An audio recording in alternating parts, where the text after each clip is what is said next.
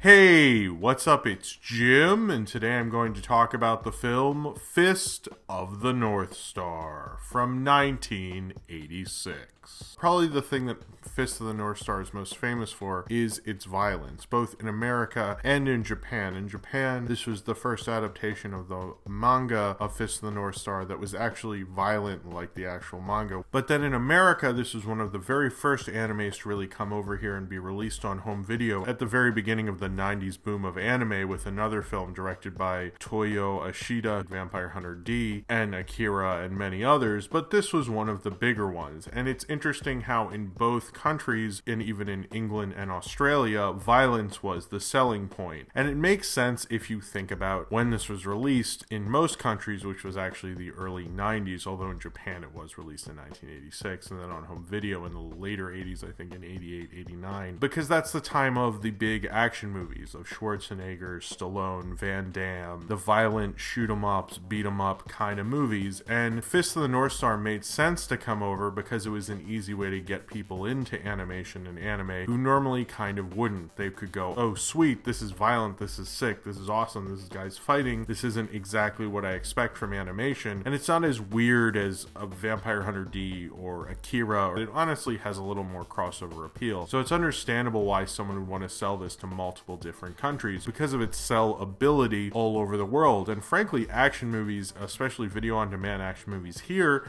make a lot of money all over the world, and most of them play in theaters in other countries. Fist of the North Star, although it is a movie that you probably should have some background of the original manga or the TV series, which as it was made in Japan, I don't think thought in 1986 this would really be a major title in the anime craze around the world, with especially English speaking audiences. They were really more concerned with appealing to the people who knew Fist of the North Star, which makes this film a little hard to follow at times because you don't really know what's going on, sort of, if you don't really know the manga or anime series. But it's still an awesome, violent, bloody ride, and it reminds me why people were obsessed with these kind of movies at the beginning of the anime boom. After a global nuclear war that pushes everything in the Dark Ages, Ken, a master of the martial arts called the Tao of Fist of the North Star, with his fiancée Yuria, are confronted by Ken's former friend Shin and get in an argument. He takes his fiancée because he's a dick, I guess, and he always thought he liked her, even though she doesn't.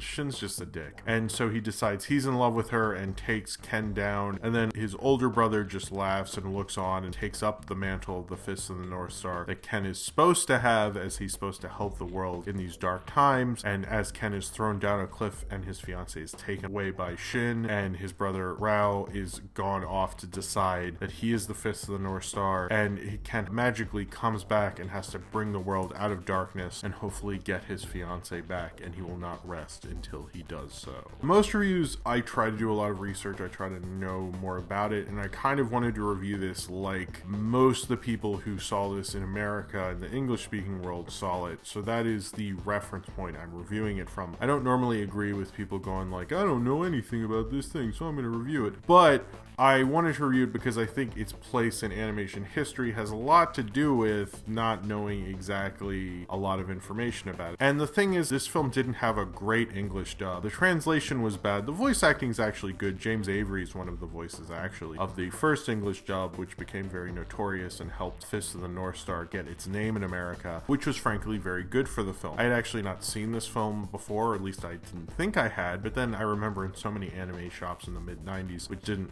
really last past like 98, of seeing this on TV screens, and I remembered pretty much every fight sequence within this film. It does make the storytelling a little weaker, but as I said before, this wasn't made as a way to transition people to get into Fist of the North Star. I think they were expecting people to already be familiar with it to a certain regard, which is not a type of filmmaking I actually like. Even if I knew more about Fist of the North Star or not, I think films should actually stand on their own. And I know some people don't like the way Fist of the North Star rearranged events, although they do like that this film recaptured a lot of the violence that was very popular from the original manga. So this is kind of a weird adaptation in that it's not exactly perfect, but it takes the things that people didn't like about the animated series and then brought that to the movie, but then kind of screwed up the more faithful adaptation, or from what I'm to understand, the faithful adaptation of the animated series, and removed that. So it's like they took one step forward and two steps back or something like that. But I still still think it's a really entertaining, surreal, and visually thrilling movie. I had recently reviewed in the past year Vampire Hunter D by the same director who made Vampire Hunter D a year before this, and that's Toyo Ashida, whose name I hope I pronounced right. He does a much better job in this. This, to my understanding, had a much bigger budget. It was released theatrically. Vampire Hunter D was one of the first OVAs, or direct-to-video movie animes, and this was released in theater, so certainly it had a bigger budget. Apparently Ken from Fist of the North Star has a cameo in Vampire Hunter D, and Vampire Hunter D has a cameo in Fist of the North Star, and they're both times where there's a bunch of villagers reacting to something. And I noticed Vampire Hunter D actually in this. I thought that looks a lot like him, and it was, because that's what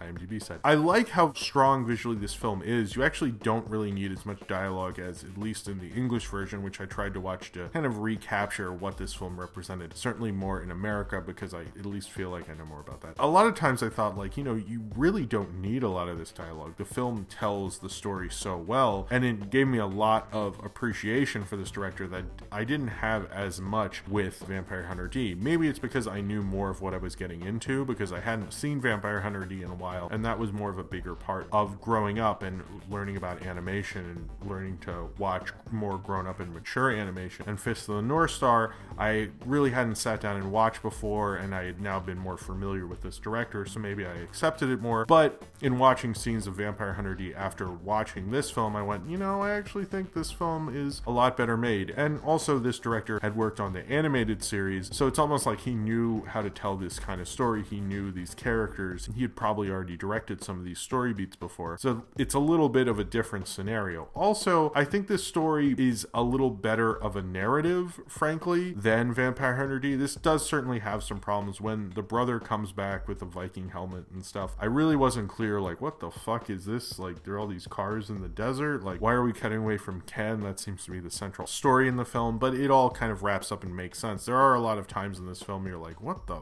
fuck is going on? And you just have to wait and the film explains itself, which happens in some films. I think it overall isn't terribly constructed. It just isn't really good at introducing things. And I think if you were more aware of who these characters are, you would probably go, oh shit, that's that guy. But again, this wasn't made to be this film that introduces everyone to it. It just kind of became that. So blaming it for not doing something that it was never made to really do maybe is contradictory. It still does do that, and I can understand why people thought it was dumber, not just because of the English language dub, just because of the violence. And I think a lot of people more saw it on very silly, stupid reasons. They're like, oh, this is a sick movie and it has really cool fighting and stuff. But there's a lot of thrilling things about it. Visually, I think it can get surreal and weird, particularly in the fights where suddenly, like, the background will suddenly change. It'll become this tie-dye thing and then suddenly cut back to the world that we're actually in within this film. And I thought that was really interesting. It's incredibly Mad Max inspired. I'm assuming the manga was. Mad Max and The Road Warrior, I believe, came out before the manga did, and it really has a really beautiful sense to a lot of the sequences when it has to explain something visually. It does a really good job, especially the nuclear bomb sequence where everyone's like walking and dying and their skin's peeling off is an incredibly frightening, horrifying sequence right out of silent film. The fights are just so well done and so clear. I do kind of think it's funny that when they would hit someone and then they go like, I'm fine, you didn't hurt me, and then like their arm falls off and blood shoots everywhere. That's awesome. I love that. There's a lot of the stuff that I got, like the dumb, simple pleasures of probably being a stoned teenager in like 1993 and watching this movie and hearing the dub and thinking like, oh, this is sick, but not thinking there's that much there. I actually thought the limited amount of plot they have in it says a lot more than something like Vampire Hunter D, which feels a lot stupider, but is probably a lot more complicated. This feels simpler, but it feels like it's saying a lot more about martial arts and human survival and survival of the fittest and temperament of someone in the martial arts. But it's doing it with a lot of violence and silly things and surrealism, so I don't think people were ready for it. I couldn't actually rent this movie when I was a kid because I was not 18, I was like 12 and 11, and so my parents were like, you can't watch this, it's too violent. Blockbuster would probably ask them a million questions. Are you sure you want your kid to watch this? I also think the violence is so kind of unrealistic. I mean, how much is it really gonna affect you? It's like, yeah, it's violent, but it's not like so violent it's going to scar you for life, except for the opening sequence with nuclear missiles, and you should be scared of nuclear missiles, so I don't really object to that one. But all the fights, like with people's arms getting ripped off, I mean, that's just so ridiculous and silly. This is often called a very manly, masculine, testosterone filled movie, and it really is. I mean, there's a lot of like big muscle muscles. Some guys are so muscled up and big, they're taller and bigger than everybody. And then they have like big manly fights. It's kind of completely ridiculous. They look like super He-Man throughout this whole movie. I think the ridiculousness of it is part of its appeal, really, especially for most English-speaking audiences. But even for people who read the manga, is just like how kind of violent and fun it really is. But I think that goes into the whole temperament of it, because a lot of this story is about power, and having these guys be super powerful and super larger than everyone else who's normal shows, like, now that technology in the world is crumbling, the survival of the fittest, the strong will survive, and how most of these people have become warlords and terrible people and are picking on all the less fortunate. And it kind of emphasizes that point, so you know who's a fighter and who's a normal person or a villager. It is sillier and stupider, but there's like a reason for it, so it actually works for the film, and it kind of makes you understand what Ken is actually rejecting when you see that as he's going on kind of this road trip to eventually find Yuria. I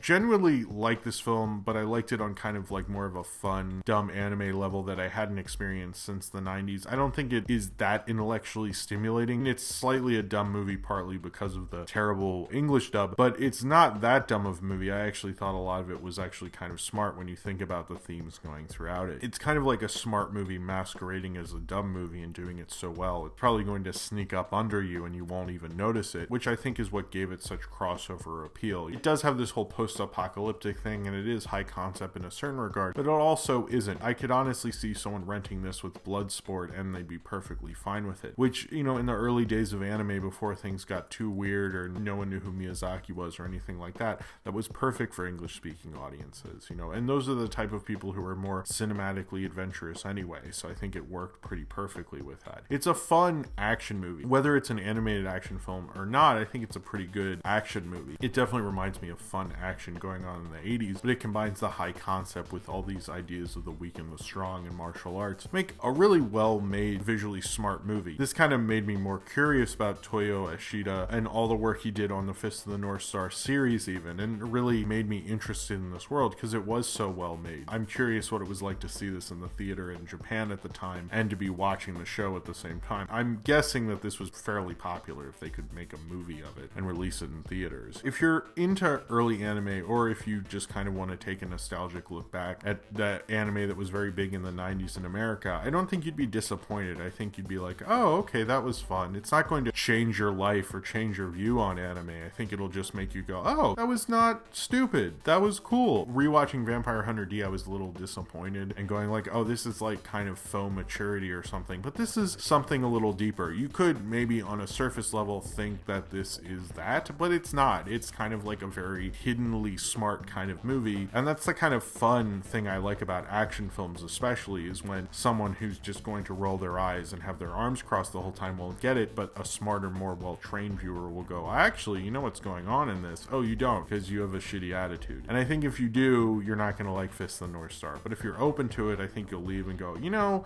now I think about it, that was really cool, and I watched somebody's arms fall off. What's not to like? The violence is top-notch, and that's why you're seeing it, and that's why you're gonna fall in love with it, because the violence is fucking awesome, and the fights are crazy, and it takes a surreal quality to it, but also doing all the cool action stuff as well, which is kind of like the best of both worlds in the way. It can be arty, but it can give you all the dumb blood, gore, and guts that you want from your beer-guzzling crowd as well. It's kind of like the perfect action kind of anime movie, but in a very simply done way. In a way that's not going to make you think and talk about ideas like a Ghost in the Shell or an Akira. It just kind of works on that good movie level that's a good, reliable movie. This movie is, frankly, a lot of fun, and it didn't disappoint me. And I think if you want to see a really violent, fun, dumb action kind of anime, it's kind of like a dumb action movie that understands the joy and the genius of dumb action movies. And there's really actually a lot of smarts in dumb action movies. And Fist of the North Star is the kind of dumb action movie that I like, but it's also the kind of fun, bloody, gory anime that you'll like on that level as well. It's like the perfect, nice, like, let's drink a beer and relax with this kind of movie. Just kind of the same way Vampire Hunter D was, but a lot better, with a lot better visuals and a lot better money, and frankly, a lot better of a movie with a lot better violence. So if you have seen Fist of the North Star and you would like to talk about it, then comment below in the comments and subscribe if you would like to.